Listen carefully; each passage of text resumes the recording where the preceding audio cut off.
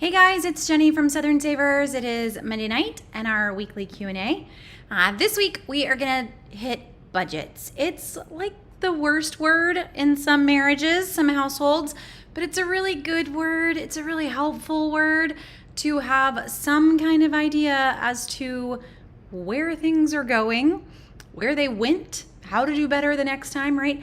So that's where we're gonna start. I'm happy to go wherever your questions take us though. So if you want to talk deals or you're hunting for something in particular, please chime in the comments. I'm also happy to take our budget conversation in any direction as well. So if there is some area of your budget that causes some contention or just really is not wanting to get under control, I'm happy to chime in and see what ideas I may have or what other people may even have to help bring it under control a little bit. There's some areas that are not very flexible. There aren't a lot of options.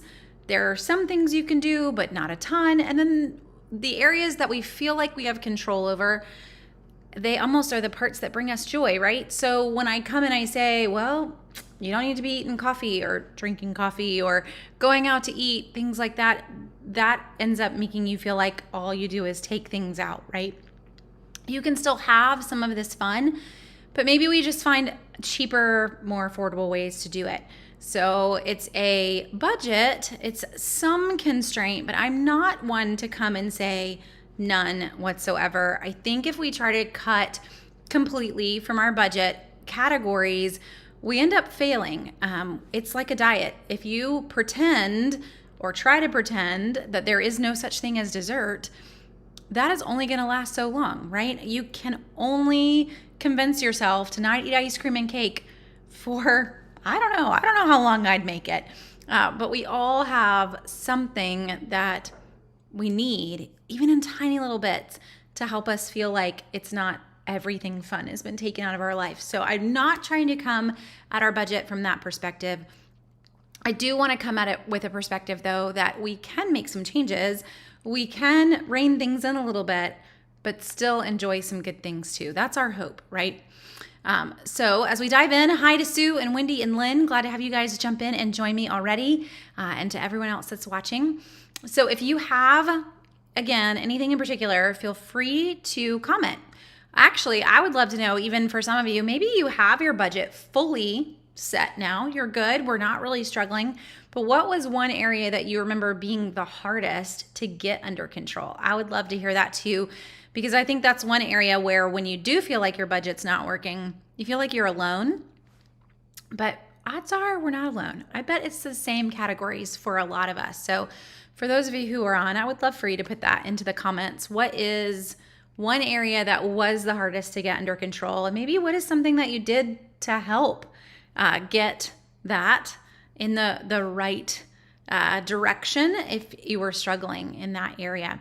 So first off, as we wait for y'all to chime in on that one too, I do say you have to have a budget. I can't have a budget check-in or conquer areas that are difficult if I literally don't have a budget. I don't know where I'm over if I don't have some sort of guide as to where my money is going.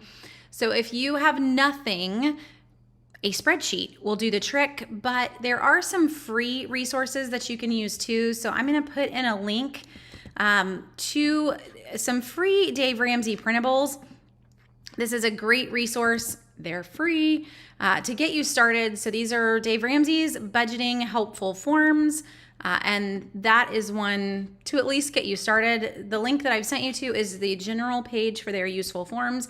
But what you want is either their monthly cash flow plan or the quick start budget. They're both great. They're pretty much copies with a few changes. So the monthly cash flow plan is going to help you kind of see where something went and how it changed over the month. Did I do a good job? Did I not do a good job?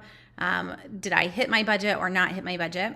Let's see. So hold on. It opened up in a window that I did not set our stream to share. So give me a second and try to change that out. Okay. So this is what his monthly cash flow plan looks like.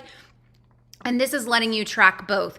So the budget is just going to have a column for budget. But if you want to actually come in at the end of the month and see, how did I do?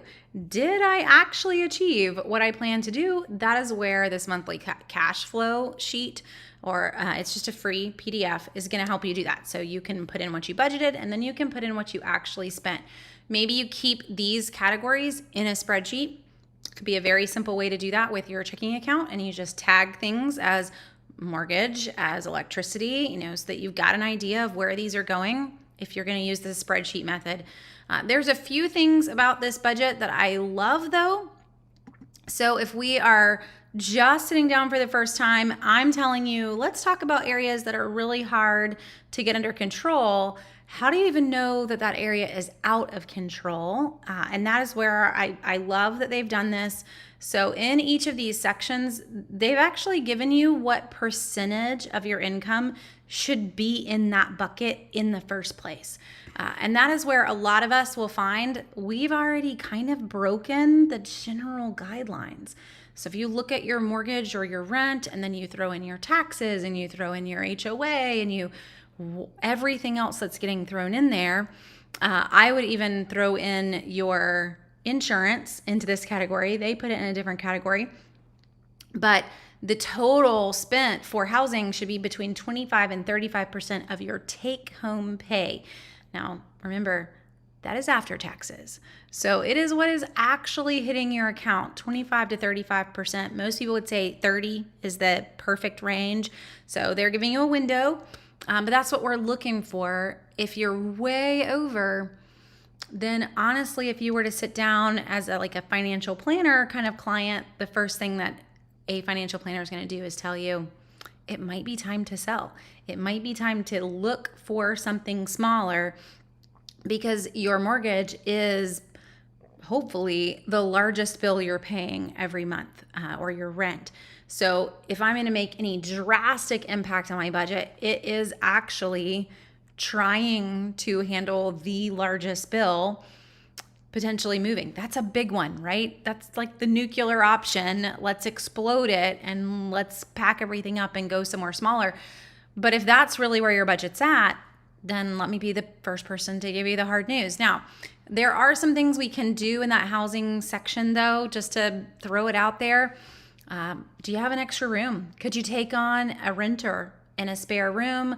Could you take on even potentially just storing things? There's literally a website now that if you have extra space, you can rent out your garage and let people store things in your garage. I mean, it's extra money, guys. In the end, it is something you can consider, right? That's our goal on anything that we could do. Moving might not be in your plans, but maybe we look at other ways that we could reduce or bring in more income around that housing category. So just to throw those out there. Renters would be a possibly easy one for those of you who the kids have grown up or you already are living alone, bringing in that roommate to share that extra bedroom. I'm going to throw out one that you may not have really thought of at all. Maybe your kids are older, they're not fully grown, but you do have a little of extra space. This is actually what some neighbors right up the road do. We have a private school about 10 minutes away or so, and odds are in most generally sized cities, you have some private schools in your area. Well, private schools actually have a number of students that attend internationally. They come in to learn English and get into the American school system, but they need a place to stay.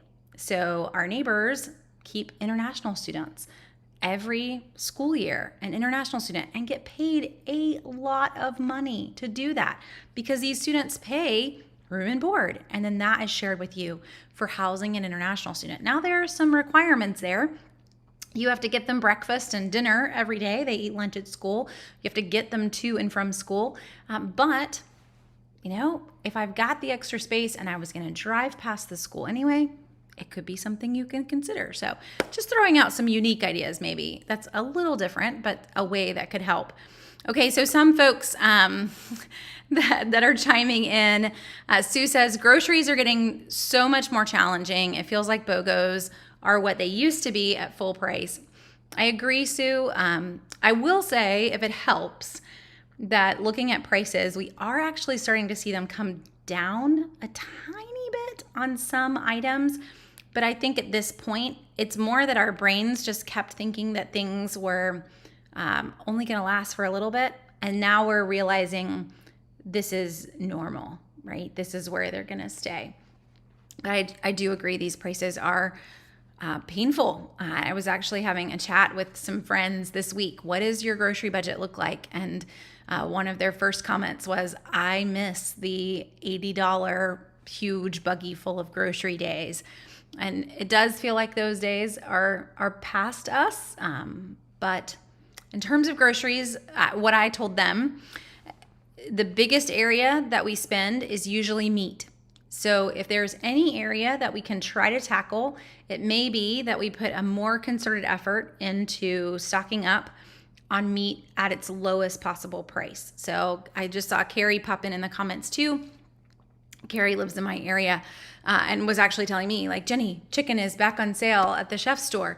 So if you find some resources to be able to get meat at a discounted price, that you make that extra trip, that we stock up the freezer on meat. Because if we took meat out of our weekly budget in the grocery store, basically out of our grocery store purchase at all, it would considerably help the weekly cost, right, in Publix or in whatever grocery store you're in, if we're starting to just grab meat at its best price and stock up at that best price and put it in the freezer. So that's just one area in the grocery store, but it is usually the biggest percentage of our budget. That's not always BOGO or a great deal. So trying to find those clearance ones if we can. And Angie says, I'm trying to do a budget, and I'm glad that you're doing this. How can you get your spouse to quit looking at the clearance aisle? So this is actually what I would recommend on that one, Angie, because I can have that problem too. I can see that clearance sign and be like, ooh, detour, right? And then immediately you're just grabbing things that maybe you didn't need. Or a lot of times my brain is like, oh, that would be a great Christmas present, which is fine. But I would actually make a section of your budget specifically for clearance. And this is where you would say in your budget that you're going to split your purchases out. So I don't mean like you're going to pay for something and your husband's going to pay for it. But I mean, when I'm keeping my budget straight, if I'm putting this in a spreadsheet or I'm using even a budget software, I want to use, if I'm going to use a software, I want to use a software that allows me to split a purchase. If I'm going to put it in a spreadsheet, it means I put it in as 2 transactions, even though it was just 1. So I put it in as I went to Target, and maybe even I put it in as 3 or 4. I've been known to do that because I like to keep my buckets separate. So I went to Target and I spent this much on household. I spent this much on clothing. And then I spent this much on clearance. And so it's grabbing that receipt. Remember, a lot of these things are also online now, so you can pull up that Target account and I can look at my purchase history in store, my Walmart. I can do the same thing. What did I grab? It really doesn't take a long time to split these things out either. And we're not talking about the tax. I am not sitting down there like to the penny. I usually just kind of eyeball it and say, okay, I spent $20 on household. Let's say it was a $60 purchase in Walmart.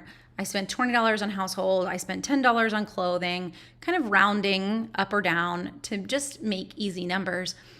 But if there was a bunch of clearance there, I'm marking it. Because honestly, it's that moment at the end of the month when you realize, whoa, I tracked it for 1 month and we spent $200 on clearance deals. That's your like kind of come to Jesus moment, right? We saw it on paper and we realized it really is affecting the budget, right? Those little $2 and $3 purchases start to add up. So that's what I would really recommend. I'm not saying we're doing it to like attack the husband side. I think it helps us all to see it on paper. But splitting out those purchases, doing a kind of a multiple line item in your spreadsheet or your budgeting software so that you can really see where the breakdown was on that purchase. And that's the problem with our big box stores, really, is that it's easy to be like, well, I went to Target and I spent $120 and I don't remember what I spent, because we did it all in one fell swoop on one receipt. But if we do take the time to break that out, even rounding, it's still going to help you get a much clearer idea of where things are going in your budget. Because if I really sit here and I just budget the only groceries that I spent were in Publix, I'm going to be wrong on the amount of money that I spent in a grocery store. I did grab groceries at other places, and I need to be tracking that too, or whatever category it is that you're trying to get under track. Splitting them out can be a really big help. Okay, so to hit some other areas, housing, there's only so much there, but I will say one other thing for housing that can be a very large buster on your budget, on just getting the numbers to line up, can be the insurance side. I would encourage everyone, when it comes to insurances, that you be reassessing that every single year. I actually have it on my to-do list to beg my dad to go and sign up for USAA. I just feel like it's out there and I need to know. I need to know if it's cheaper. But your parent that is eligible for USAA has to actually register for free. They don't have to have the insurance, but they do have to register for an account for free before you are able to do that. So my dad has some homework. Like, please, I just need to know. But in the insurance category, so Ramsey's putting it all in one section. I really feel like this should be split up under housing and health, etc. But this can be a section that does have some control. Best way to do that is every single year reassessing, every single year pricing it out at different companies. You can even ask some companies, if you're calling locally, to be like, hey, I'd love for you to call me again in a year. If you can beat the price that I'm telling you right now, I have this price with State Farm. If next year you run my numbers and you can beat it, call me. They will. I can guarantee you.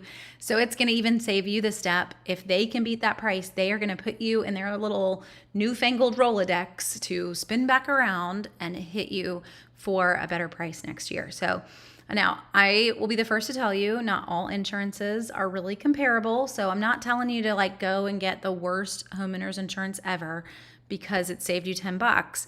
But I am telling you, let's make sure that we have the right coverage.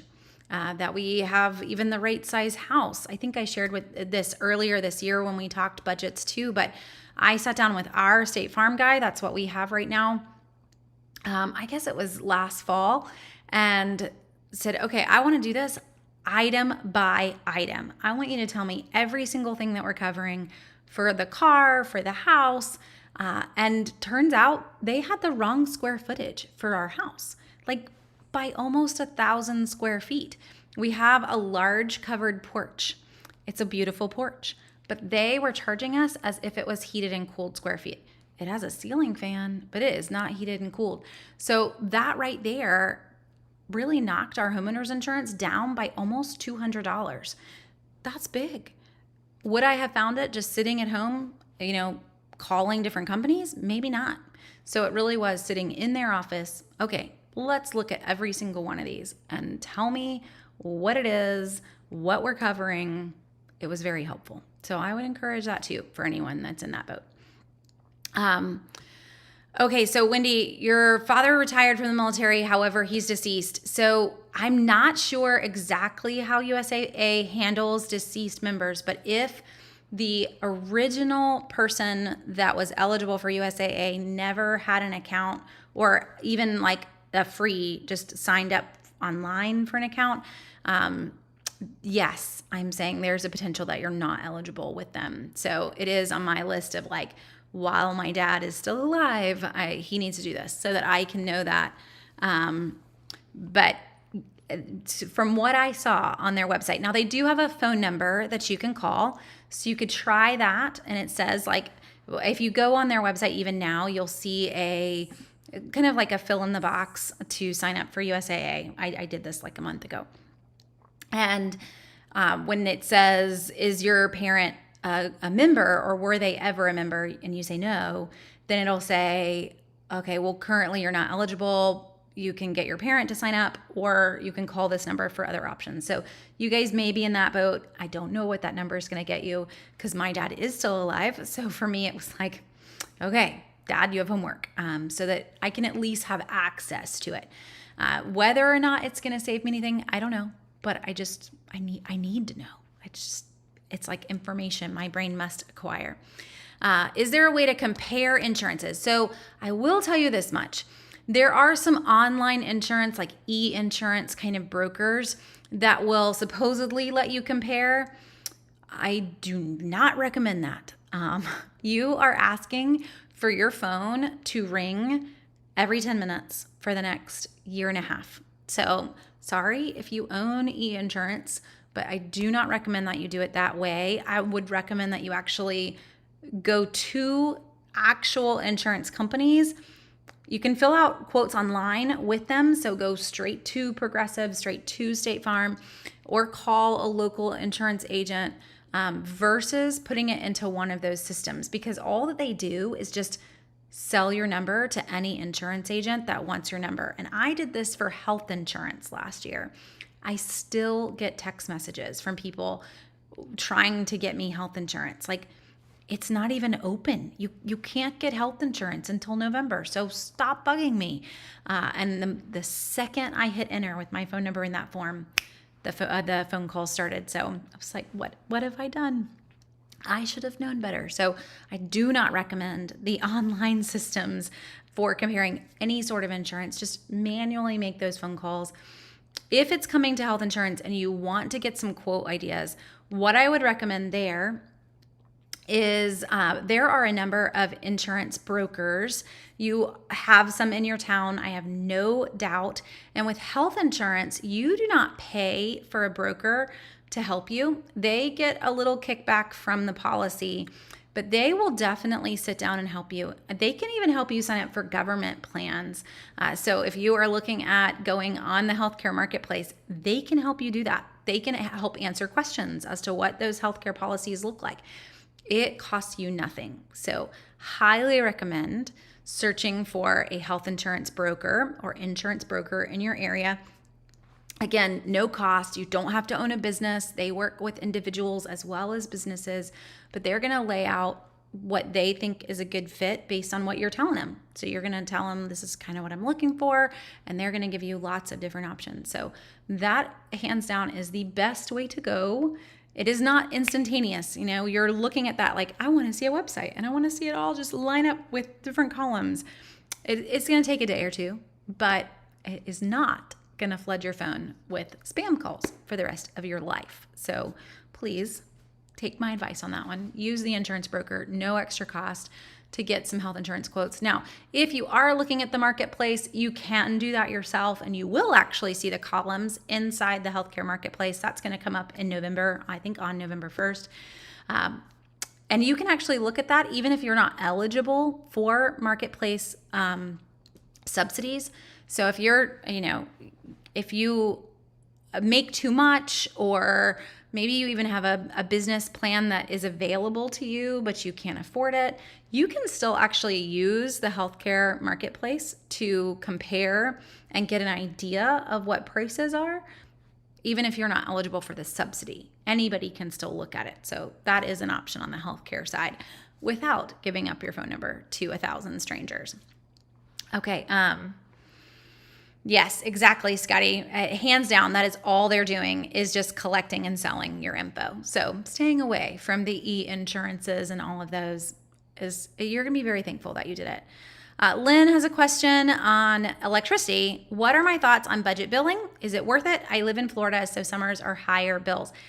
Yes, budget billing is something that we should all be on. This is a way to balance out where every single month you're going to pay the same amount. And really, it's the way that you're keeping your budget always correct, right? If I'm going to sit here and I'm just going to put in what did I budget and what did I spend, you will never go wrong on your electricity budget. It will always be the right number. Good job. You have one category that you cannot go wrong on. But that's the point. So that come summer, when those summers are killer, and technically your bill should have been $250, it wasn't, because it balanced it out and you paid a little bit more than you owed in April and May and March when it was very cool. You didn't have to use your air conditioning. You didn't have to use your heater because you live in Florida, right?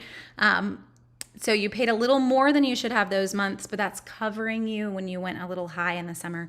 And it's making it where you never open that bill and have a kind of there's no oh crap moment. You can pay the bill that month. So that is where budget billing gets you and helps you significantly. If you end up overpaying, let's say you significantly reduce the amount that you spent on utilities this year, next year when they reassess, your monthly rate will just go down. They will factor in, hey, you overpaid last year. So this year you're going to pay $20 less a month. But it is great to have, and I highly recommend it. Most places actually will allow you to do that for your water and your electricity. So consider that too if you're on city water and sewer, asking if there's budget billing for you. That is going to help you even in those months when you're trying to water your grass, or if you have an above the ground swimming pool or something that you needed to refill, it's not going to be that killer moment there either. And Scotty says that's the only good thing about Georgia Power. I think that's what most people would say about any power company. I don't think there's anything magical. Though in my area, we did just recently see that we had some kind of class action settlement, and we got this $100 credit on our bill. Like, I didn't even know we were part of a class action settlement, but okay.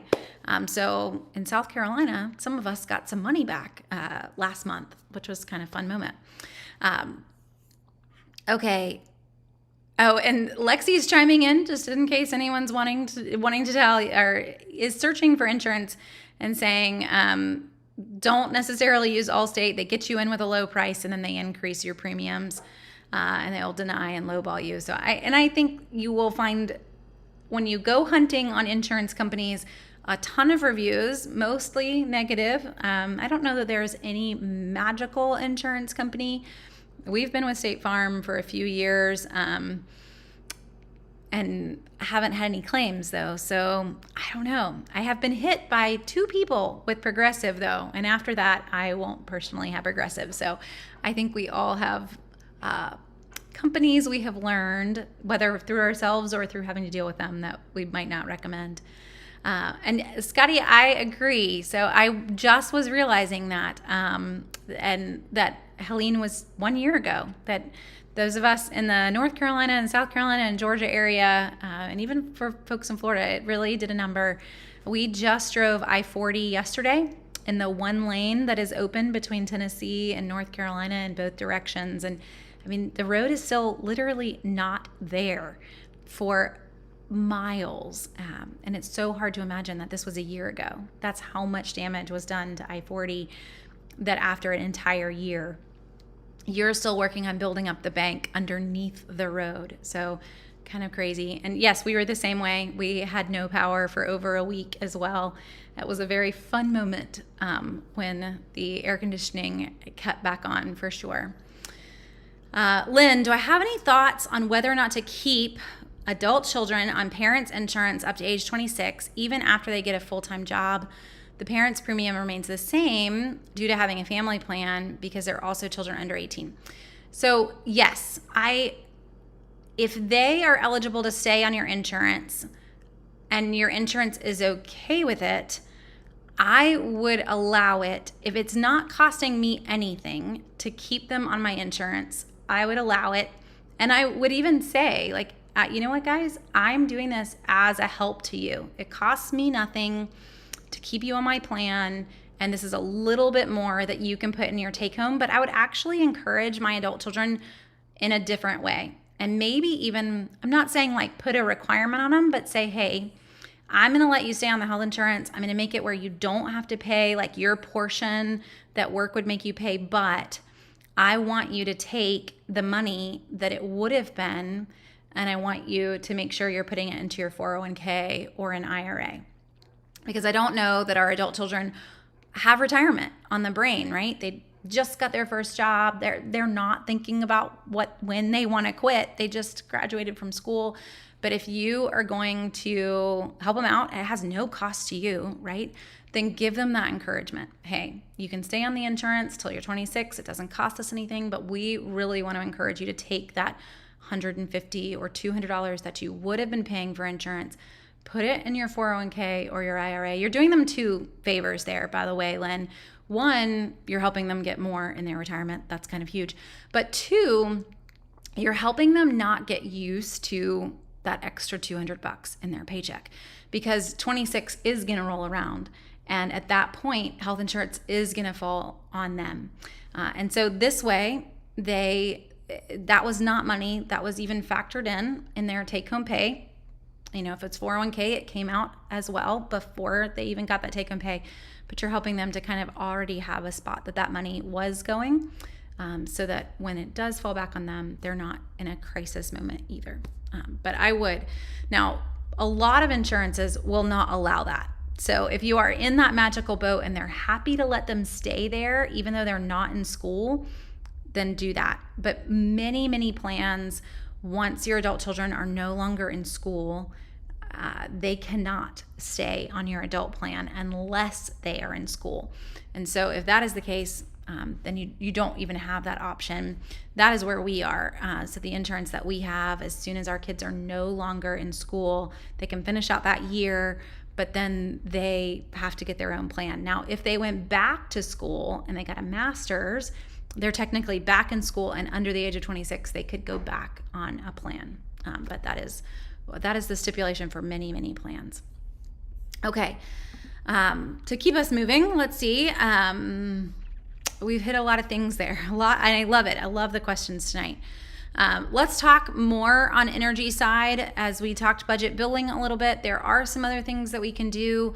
One of those is, obviously turning up your AC or your heat. I saw a very funny meme recently that was like, I would rather have the whole power grid die than turn my AC below, have to go up to 78 or something on the AC.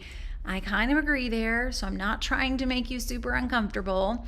But there are some adjustments that we could make that might help the electricity bill. One thing that I want to point you guys to is the potential that there might be even some savings that you could get from your electricity company. So see if your company is offering any rebates right now on Energy Star. Is there any old appliances that we could switch out that would really help in the end? For example, are you still working with an old traditional water heater where we're keeping 50 gallons, 100 gallons hot all day long? Or are we working with newfangled technology and we are going with that tankless water heater? And the tankless water heater is saving you money. I'm not trying to keep water hot all day long when I don't need it. I'm only heating it when I do need it, right then, on demand. So that's the perk. It does have an added cost, obviously, to make that switch, but some electricity companies offer you some sort of rebate to make that switch, so it's worth looking into. It's also one that you may be surprised on, but we actually see tankless water heaters go on sale.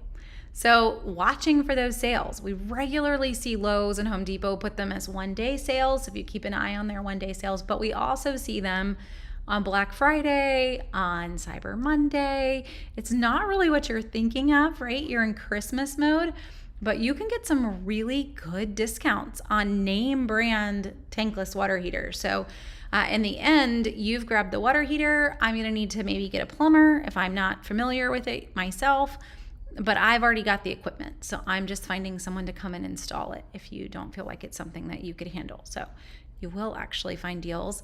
And another one there is to also consider moving to a smart thermostat. So I don't just mean a programmable here, but an actual programmable that also senses when you are away. This would be the Google Nest. Amazon now makes one as well. There's a few different companies in the smart thermostat kind of category. And what you're looking for, yes, is the ability to adjust it from your phone, but two, the ability for it to realize your schedule. Now, there's a lot of people who are like, I don't want Google knowing my schedule. Honey, Google knows your schedule. They've known it for years. They know because it's on your car. It's when you map it because they own Waze. They know everything about you. So just work through it. With the smart thermostats, it actually has kind of like a motion sensor. It knows when you walk past, it recognizes when nobody's home, and it does raise the temperature of the house, or maybe turns the fans on, but not the air conditioner. So it's circulating the air. It's legitimately smart. So it's not just about the temperature on off, but it is doing some other things as well. So just going to throw that out there as an idea. Yes, that's an added expense to get started. We went and installed them earlier this year. And we have 2 air conditioning units, one for our upstairs, one for our downstairs. And I will say, saw a drastic change in what our air conditioning bill part of the electricity was. It was noticeable by having those Google Nests installed. Before that, we had programmables. So we made the switch to smart, but I'm there. I will gladly go work in promoting Google Nest. We do see deals on those as well. I have no doubt we will see them in the upcoming Prime Day window, but also Black Friday, Cyber Monday, all of those. So you can put it on your list to watch for deals on as well on those products if you're wanting. So let's see. Oh, and Angie says you moved yours to 77 degrees, but you've only seen a $20 decrease in the bill. And you have a tankless water heater, and you have your unit on auto, which is perfect. And $20 might not feel like a lot, but times 12, I mean, that's potentially a $240 savings. So don't, look at it as at that month level, but think about it for the whole year. You've actually saved a chunk of money there. And that's just one area too. So there could be some other things on the electricity side. One of those being, do you have ceiling fans? If you do, could we leave those running in rooms, even when you're not in them? And I know that it feels like an added cost, but keeping that air circulating is a really big one for overall temperature and comfort. So it might not make you feel as uncomfortable by bumping to 77 if I've got that air moving, whether it's a fan or a ceiling fan, can sometimes make it a little bit better.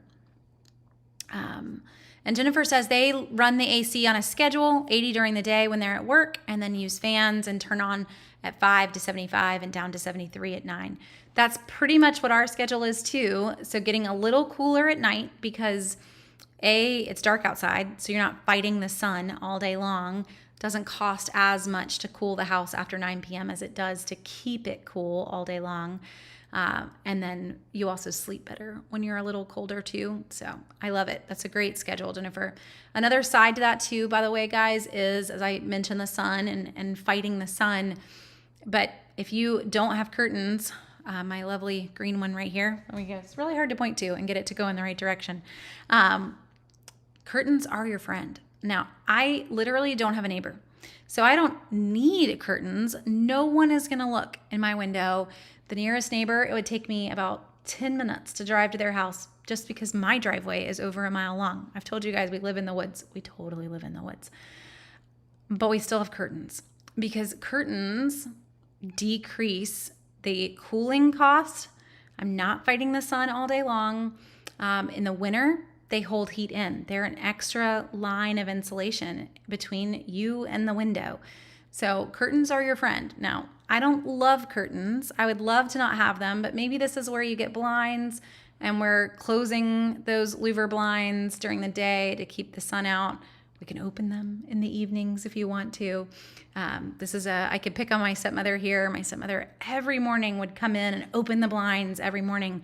But really and truly, that's backwards. If you live in the country and you have no neighbors, you should close them every day and you should open them every evening. That would be the more simple way to do it, but it is going to save you money. Any way that you're blocking out the sun from your windows is going to save you money.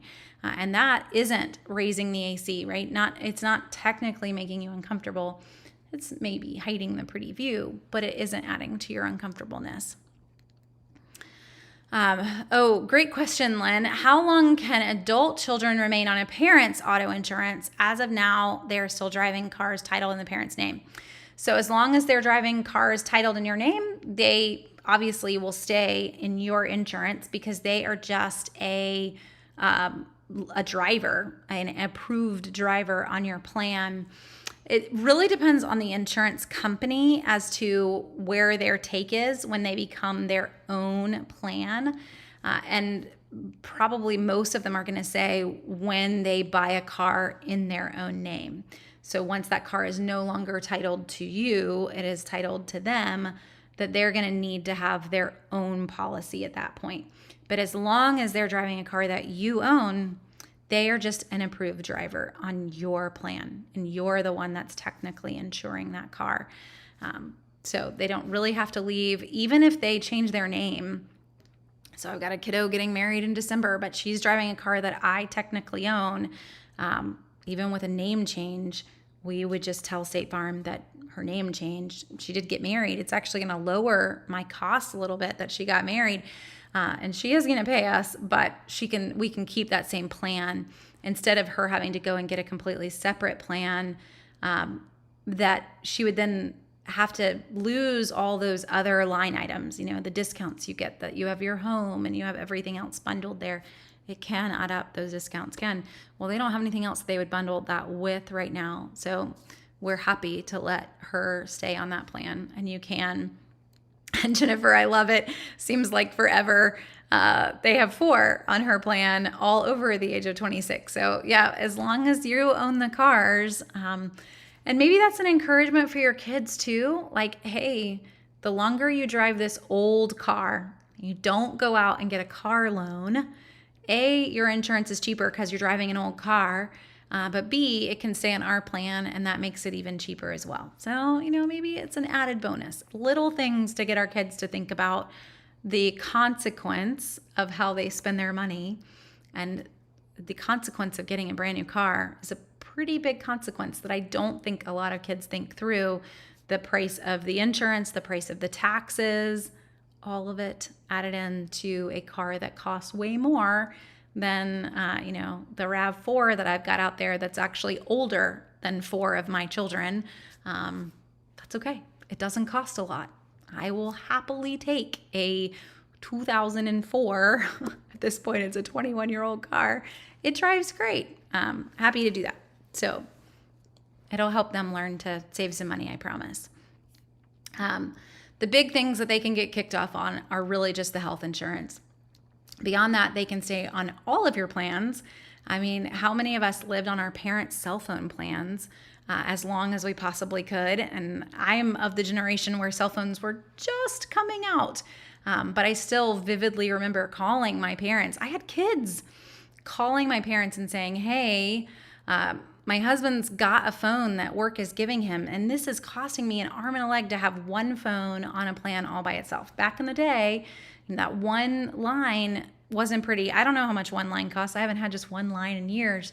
But I was like, I'll write you a check. Just let me be another line on your plan, please. And it saved me so much money to do that. So here, I think at that point I had 3 kids. But I was happily begging them to put me back on their plan. I'll pay you the whole next 6 months if you'll just make me a line on your plan. Because it is a lot cheaper than having to be on your own plan. And it's the same way in insurance and cell phones.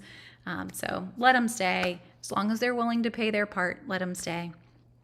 And on that one, Jennifer, I would say, let's teach them to pay their part. So even for my kiddo that's getting married, we've already had that chat. So come, really for her, it's, come, you get your job, you get your full-time job, you've graduated, we're going to start to sit down and talk about what you owe us. And she's not super excited, but we've actually even come and said, we actually want you to end up buying the car. So we paid for that car that you're driving, but it wasn't us just giving you a car. It was us providing the transportation you needed.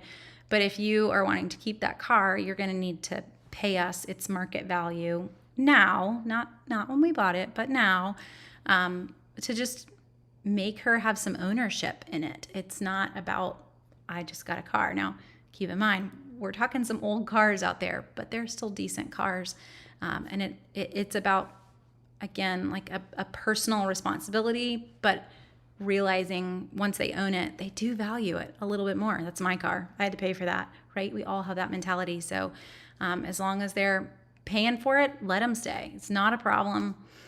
They aren't using you. You're really helping them out. And what an easy way to help out adult kids too, because you're helping them out in a manner that doesn't actually hurt you, right? Yeah, you can be an extra line on the plan. It doesn't add any more cost to me, but it does lower your costs. So I'm here for it. It's a way that it's like you're still a little village and you're helping each other out. Do it. It's any way that we as parents can help, and you're not moving into my basement, right? I don't even have a basement, so you can't do that. But that's not an option. So yes. Okay. I'll keep us moving. Sorry. They are great questions though. So a few other areas, we hit electricity quite a bit there, and we talked budget billing. Let's talk health insurance a little bit, guys. That is going to reopen in a month. Health insurance reopens in November.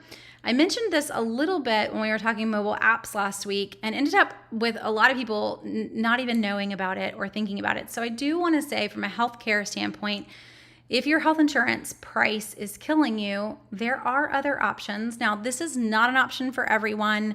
This is really an option if you're healthy. And so that is where we are. We do not have traditional health insurance. There are a lot of health insurance sharing programs that are out there. I highly recommend reading reviews on them so that you can end up with one that is a good company. But there are a number that have been around for 30, 40 years. So these aren't new-fangled contraptions. These are well tried and true companies. So those are the ones that I would really point you to. We are with Samaritan's Ministries, and with that we pay, I want to say for a family of 7, we pay about $700 a month. That is our health insurance sharing cost. I literally write a check to somebody and I put it in the mail. That's pretty cool to me, actually. And then any expenses that we have that are over $700, we can get reimbursed for those as well. So it's a pretty simple process. And anything less than $700, though, we're going to pay out of pocket. Now, $700 still sounds like a lot, but when you compare a not business sponsored insurance plan for a family of 7, we would really be looking at like $1,700 a month on a traditional insurance plan. And we have no health insurance needs. No one in the house takes a regular medication. I mean, my husband complains like that things hurt from time to time, but we currently have no issues. We are very blessed in that. So I get that this is not something that works for everyone, but if you are in that boat, you don't have a lot of expenses, this could be a significant way to save money and really to kind of remove the middleman. So if we see a doctor, we tell them that we're paying cash. We actually can get some pretty good discounts. My husband did have to have a CT scan of his sinuses, kind of strange, just to have something looked at. We ended up getting that for $200. I have no doubt they would have charged the insurance way more than that rate. So you can negotiate that cash price because that's what you are. You're just a cash payer. But it has worked for us. But the flip side is how we save on other things. So I mentioned this last week, and that is Sesame. But there's a lot of telehealth companies out there. I actually did a post on this, and I can go digging and try to find it for you guys and put it in on the comments. But with telehealth, there's a lot of options. It's hard to know which one is the best for what your family needs. Not all of them are going to work for if you've got kids or, whatever is going on in your world. Here we go. Let me pull the comments back up and share this with you guys. But with them, we found that Sesame is one of the better options, and Sesame does do pediatric visits. So anyone that has smaller children under the age of 18, that gives you that option. And that's the hard one, is that, again, not everybody allows you to do it. So I just stuck a link in on the chats for everyone that is comparing those telehealth companies. And I went through probably about 6 different companies. And just to show you those again, sorry, I'm gonna switch back. Just to show you what I'm talking about. So went through each one, what they cover, how much their visits cost, just to give you some ideas. I think we see new ones pop in all the time. So I know that, this could change, or there could be some companies that I didn't mention, but I really did try to stick with the main companies that are out there to give you kind of a comparison between the ones that you've got. So for me, I even stuck Sesame at the top. It is one of the only ones that allows you to do visits with children. Most of them, other ones are adults only, and visits start at $38. But if you have a Costco membership, then you get a free Sesame Plus membership with your Costco membership. It's free. It doesn't hurt to at least try it out, right? To connect it and just see what the price is for you. That brings down a visit to $28. So now if I feel like someone has a sinus infection, or trying to think of, sinus infections were what we used them recently for, even a urinary tract infection. My husband had like a rash or something over his eye. They'll literally see you for anything. And it is a cheap option. Now, they could come back and be like, hey, I really think you should see a regular doctor for this. But 9 times out of 10, they do go ahead and treat it, or they get you through maybe that first step. Now you see the doctor and the doctor's like, well, let's just try this first before we do something else. Well, Sesame can be the first. And then if that doesn't work, then you can go see the regular doctor in town and be like, look, I already tried step 1, so let's move on to step 2. You have saved some money. I don't know about some of you guys, but even with the insurance plans that we were looking at that were normal, the copay was still way more than $28. So go telehealth where you can. With Sesame and with some others, you can even get the same doctor. So you can literally have someone who you're kind of getting to know. So if you regularly have issues, you can have some continuity of care. We don't have that. We're talking about like a visit a year per person in our house, but it does give us that access to a doctor if we needed it.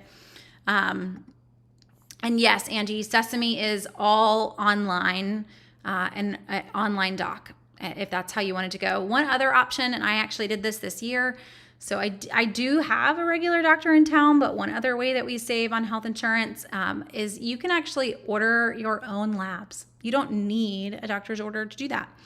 So you can go to LabCorp, you can go to Labs on Demand. There's a few different ones.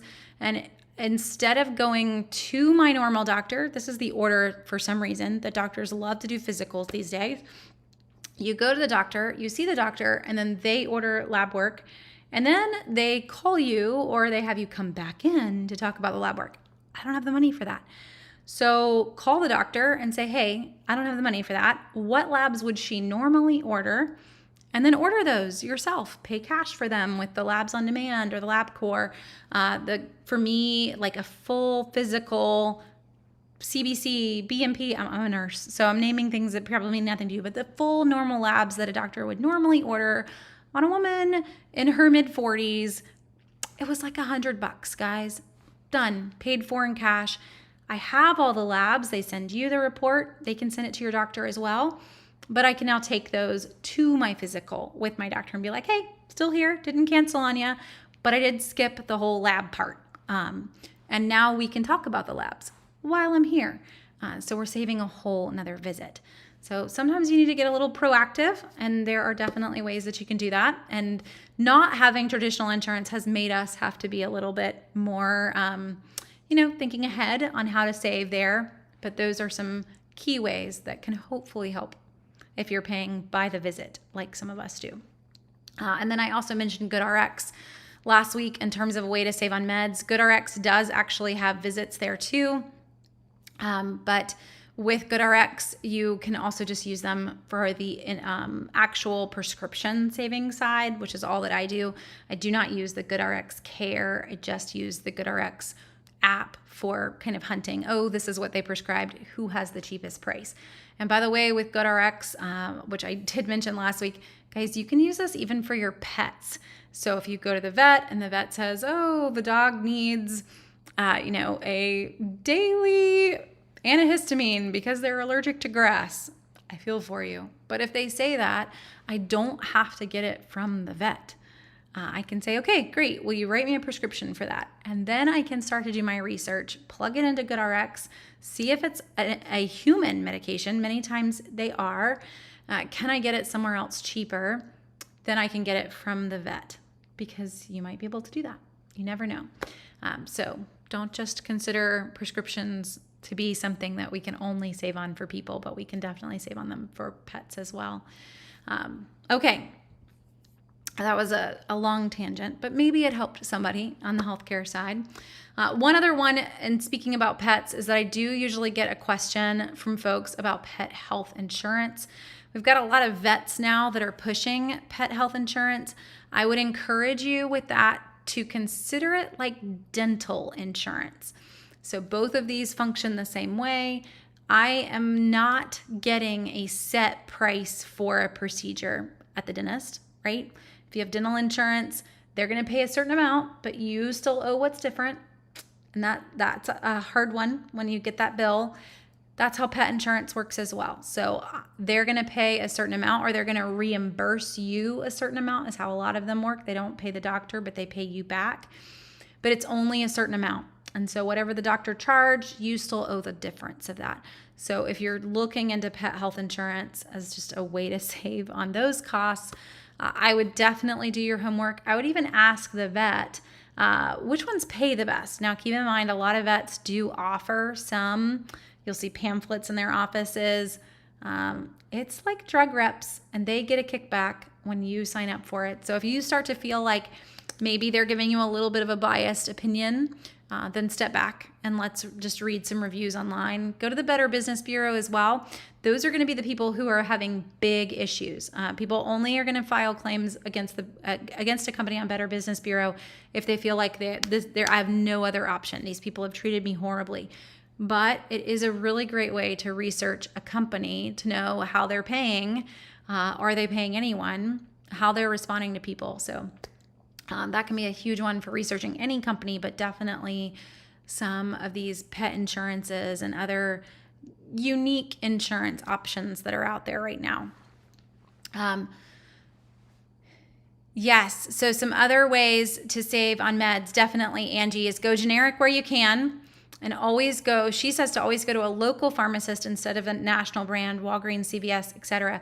I agree. So sometimes the best price is actually your grocery store, just to throw that one out there too. It's not always. So here is one that I'm going to share with you. This is the medication that we actually were prescribed for sinus infection. So I was sick like a month ago and it just wouldn't end. Fine, we'll get some antibiotics. And this is plugging it into GoodRx. So this is Augmentin. Augmentin is a generic. It's been out for, as long as we figured out what penicillin was, it feels like. And I see everywhere that it's available in terms of a price. And really, I realized really quick, the cheapest price is actually at Publix. Now, I will say GoodRx does not always plug in the really super local pharmacies. So you may need to do some homework there. I even have it kind of to the nearest city, but there is actually a little tiny local pharmacy in Blythewood, South Carolina that is not in the list. So if you want to call around and add those local ones in, you can do that homework yourself. But I'm already seeing a significant discount. Publix wins at $5.21 over CVS. CVS is usually actually one of the highest prices. Surprising that Costco is still as high as they are too. So the warehouse clubs usually do have one of the better prices. You can see how low Sam's Club is on this one too. But that gives you an idea of how GoodRx is going to work. Definitely worth calling. Now, we did end up getting one of these at a local pharmacy. I needed a prescription, but I also needed to end up getting it for a kid as well. And I needed a teenager to go pick it up who doesn't drive on the interstate yet. So it was, let me find a pharmacy that you can actually make it to. I was out of town. So we did use the local pharmacy in that situation for this med, and the local pharmacy was at about $17 for Augmentin. So Publix definitely still won. But it's pretty sweet to be able to see all those prices all in one place and know that you're getting the best price. With pharmacy and pharmacy coverage, yes, you can get different meds filled at different pharmacies, but I will say, little tiny nurse soapbox moment here. If you are on a lot of medications, it is actually important that you get your medications filled at one place. Your pharmacist is a great line of defense against medication errors. That's their job. That's why they went to pharmacy school, not because they only needed to count to 20, but that they needed to know all of those meds and how they worked and how they interacted. So if I do start to spread out a lot of medications at a lot of different pharmacies, I still need to make sure that those pharmacies know all the medications that I'm on. You don't want to have to do that to them. So if you've got a ton, keep them in one place. Try to pick the place that's generally the cheapest. But it is a really great resource for you to make sure that you do not have meds that are not going to play well together. That is why the pharmacist is there. So, okay, I'm off my nurse soapbox now. But it is important, definitely, as you get older, for sure. Okay, guys, we hit a ton tonight on budgets. Next week, we're going to go into deals because next Tuesday is the start of Amazon's 2-day Prime event. But really, all the fun is going to start on Sunday. So Sunday, we're going to have Target Circle Week that starts. Sunday night, Walmart Plus deals are going to start. Everyone else that doesn't have Walmart Plus, you can shop them on Monday. I just got a spreadsheet from Walmart with probably 300,000 things in it, and I spent about 3 hours going through it already tonight. It's a lot, and it's going to be a fun week. I think we're going to see pretty much the same prices we would see for Black Friday, but some really fun deals. There's already a few that I was like, I was not thinking I would get that, but that is a really great price. Like one of the best prices I've ever seen on a Blackstone grill. So some of them, a lot of name brands here, not just the funky Chinese brands that you're always like, is that actually a decent product? But some name brand products that are on sale here, and some, I'm already seeing some food and some household items too, which is fun. So that's what we're gonna cover next Monday night, 8:30. Same time, same place. All the top deals that we're seeing. I'll even give you the sneak of what's coming out on Amazon the next morning. I already have those deals as well. You're also welcome to always send me a Facebook message or an email. Happy to go searching. Just can't make it known publicly what they are, but happy to help you guys for sure. So we'll talk it next Monday night. I'll be back here tomorrow at 3 o'clock with all the deals running at CVS and Walgreens. I have to finish the lists. It's a lot. New ads in both stores. So make sure you catch that live or after the fact because it is a pretty fun week. Found a couple mini makers at CVS already, so it's definitely worth shopping. And thanks for joining me tonight, guys, and I will talk to you again very soon. Y'all have a great week.